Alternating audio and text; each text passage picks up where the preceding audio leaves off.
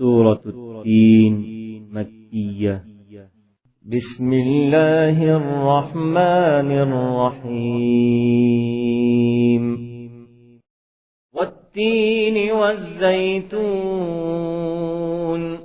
وطور سينين وهذا البلد الأمين.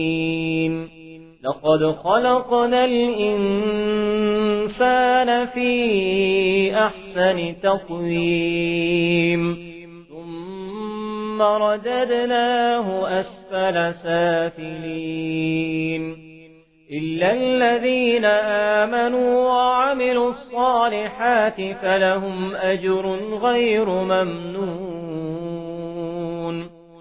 فما يكذبك بعد بالدين؟ أليس الله